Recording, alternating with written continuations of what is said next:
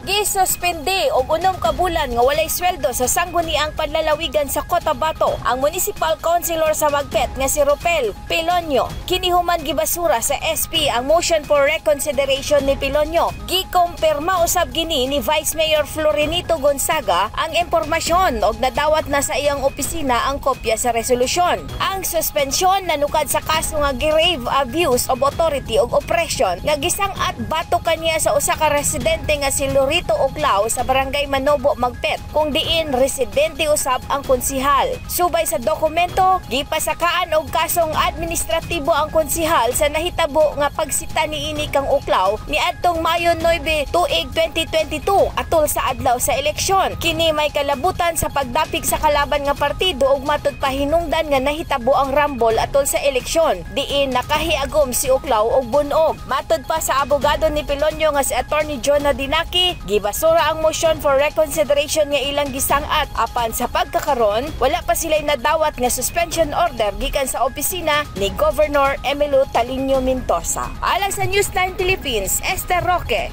stay safe.